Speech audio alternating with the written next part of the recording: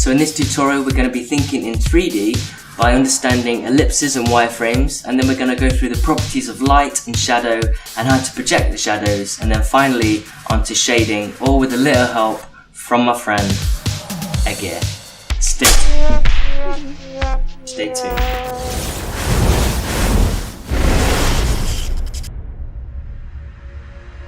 Welcome to another episode of the Drawing Fundamentals Crash Course series. By now you should have a good understanding of how to draw basic geometric shapes in 3D space in 1, 2 and 3 point perspective. Now this episode we're going to take that a step further and give the shapes context by lighting them up, and also understand ellipses to enable us to think in 3D. So let's get started. An ellipse is basically a curved line that connects to two different points, and it helps to describe the overall form and volumes of a subject. Okay, so I'm gonna start with a quick demonstration now. Starting out by drawing the basic outlines of the donut. Imagine if we were to tie some string around part of the donut, what shape would the string be? What would it look like from different angles and different perspectives? Thinking like this will help us to get a solid three-dimensional understanding of the donut or any shape. So these string lines are essentially the ellipses of the donut, and we can do the same for a bowling pin, thinking of it as a wireframe. Where would the wires curve? Where would they rise, fall, dip and bend? The point of understanding ellipses is to get a true sense of the overall shape of the subject. Even the parts of the subject that aren't visible, we need to try and visualize the subject in its 3D entirety, not just the 2D presentation that we see. We can try using vertical ellipses and horizontal ellipses to determine the 3D structure. These red rings drawn on are merely guesswork. I'll show you how to establish them in correct perspective shortly. But in general, drawing over objects is a good practice to start thinking about the form changes and the 3D nature of the subject or shape.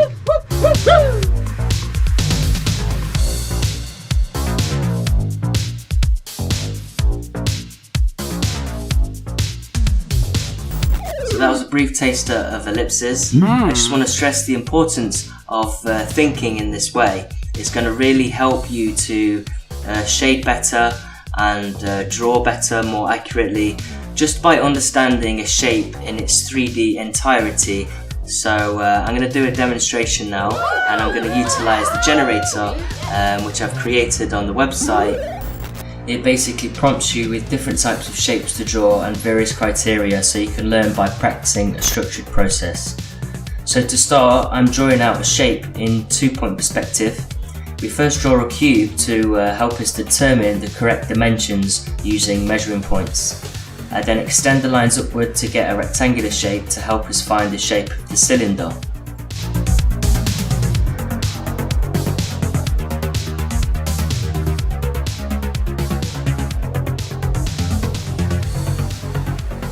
We draw in circles at the top and bottom planes of the rectangular shape for accurate circles in perspective.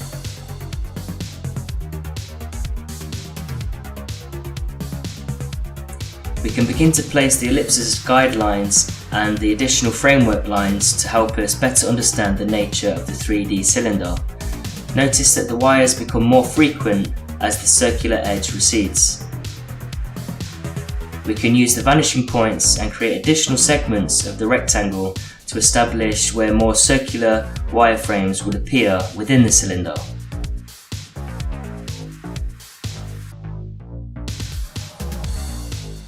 Notice the angles of the circular wireframes above and below the horizon line change due to perspective.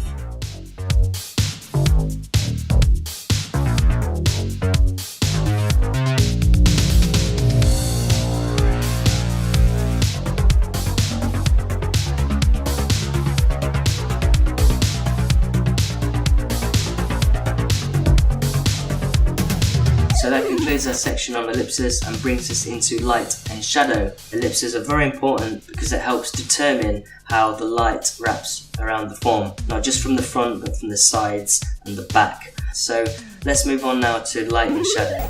So using my friend now Eggy to demonstrate the fundamental properties of light and shadow, please read the breakdowns now appearing on screen as I go on. Light is essentially electromagnetic radiation that illuminates things and brings them out of darkness. A shadow then is a dark area or shape produced by something coming between the rays of light and the surface. Shadows are rooted in darkness, which is essentially the absence of light. That being said, shadow still contains traces of light that are picked up indirectly. It's a common misconception that shadows are strictly black. They actually tend to have a distinct colour influenced by ambient lights, such as the sky for example. It's occlusion shadows that are usually void of light, so they'll always appear the darkest parts of any image. The best way to think of light is that it's made up of billions of tiny little light balls that bounce around and hit different surfaces, making them bright. Wow. So here you see the direction of light hitting the egg and it wraps around it. You get more of the balls stuck to the side facing the light source, and they get less and less as the light can no longer hit the sides of the object. This leaves that side in shadow.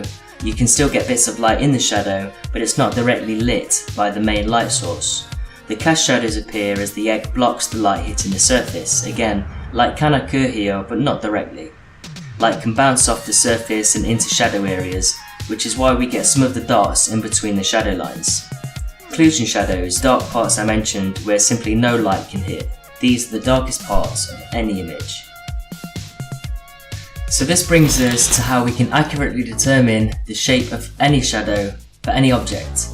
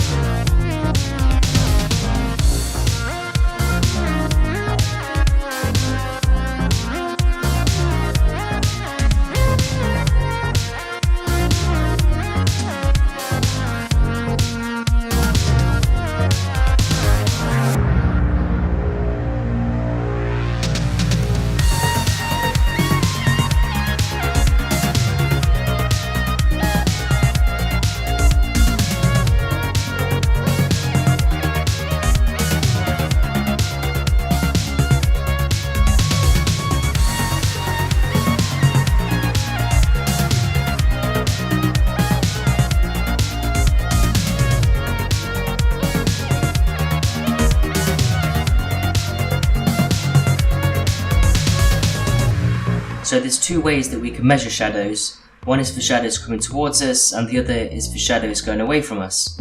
So to work out the shadow of an object coming towards us where the light source is behind the object, we project a vertical line downwards from the light source onto the horizon.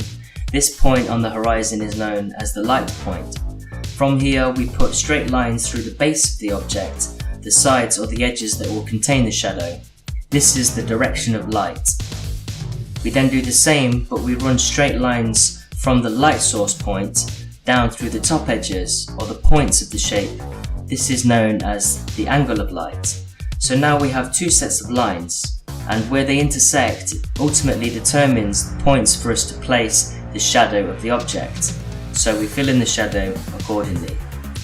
Now for shadows going backwards, where the light source is in front of the object, it's usually not in view, and we do the reverse. It's like working out the angle of a bullet to determine where the gun was fired. Once again, we use the point on the horizon to establish the direction of the shadow, the path that light travels down. We project lines to the base and through the base of the object to establish the boundary for where the shadow will fall. This time we use a vertical line below the horizon line, and from the direction of light point, the angle of light is cast upwards to the top points of the subject. Once again, where these lines intersect, it determines the placement points for our shadows.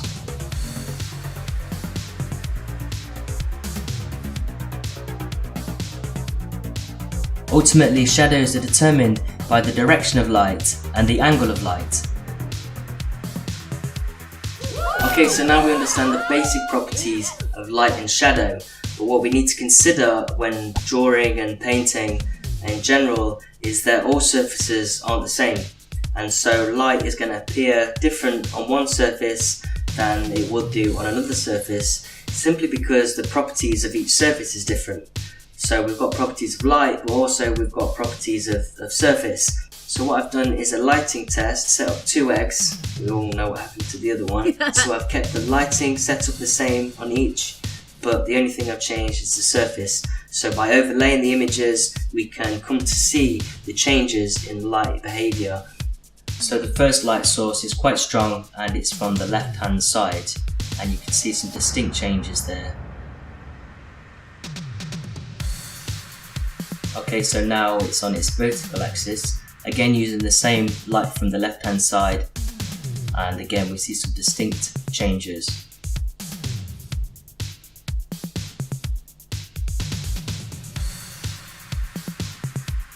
Okay, so now we've got 2 light sources, a strong one from the left and a weaker one from the right.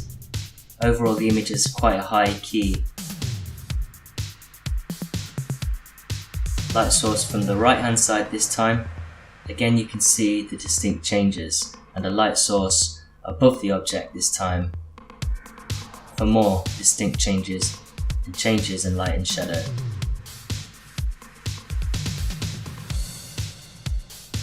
And now we've got a light source from behind to give a more of a rim light and stronger shadows. Oh yeah.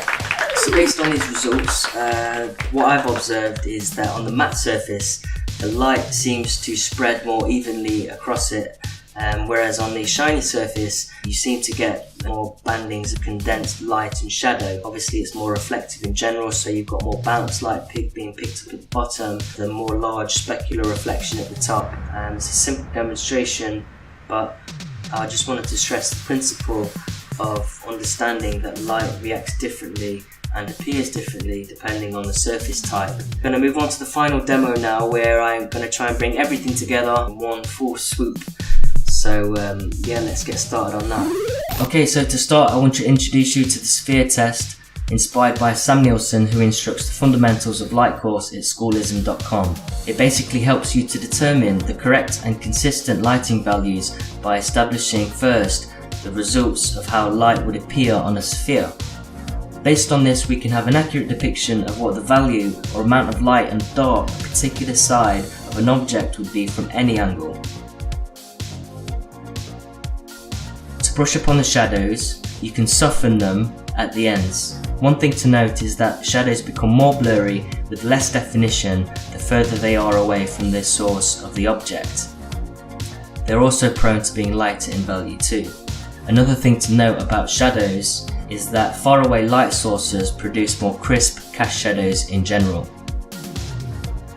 Here I did 2 spheres, metallic and matte, so you can see how this test works for different surfaces and with 2 different lighting setups. I've then gone on to shade the cylinders based on the values predetermined by the spheres. So for example, the shade of the shadow at the back of the cylinder has already been worked out. We can take the central point of the back of the sphere and use the tonal value for the cylinder. The sphere test is really useful when you have multiple objects and you want to keep the values consistent throughout in relation to the light source.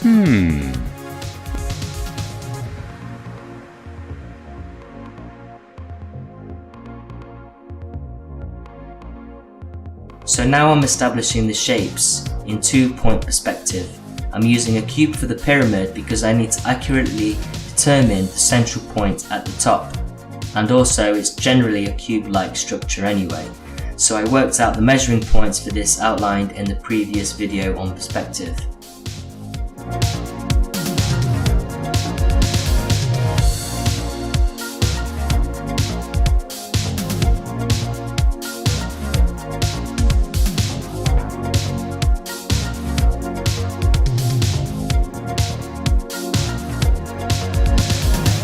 From here I'm using lines from the line point on the horizon to determine the direction of light, or you could say the direction of shadow, and then angle of light lines from the actual light source. Remember, the direction of light lines go through the base points of the object, and the angle of light lines go through the top points of the object. Where they meet determines the edges of the shadow. Now, how else could I determine the shadow point for the top of the pyramid? I had to use the cube, and this time project angle of light lines through the back edges of the cube, usually bound within the shadow, but in this case I used all 4 points. I crisscrossed them to find the center, which is where the point for the top of the pyramid will be placed.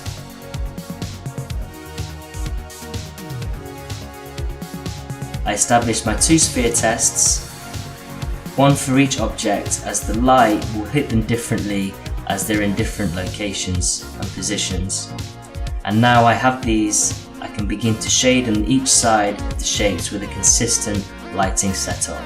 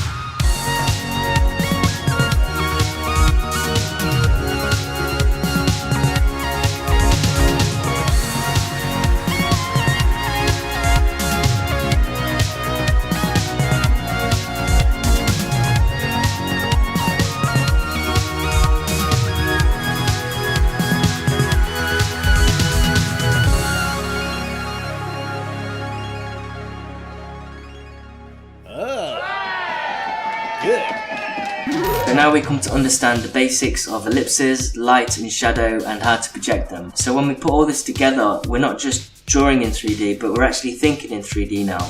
So when we project onto an object or a subject, almost like a wireframe mesh, by placing the correct ellipses and the curvature, it's going to really help us to draw more effectively and more efficiently.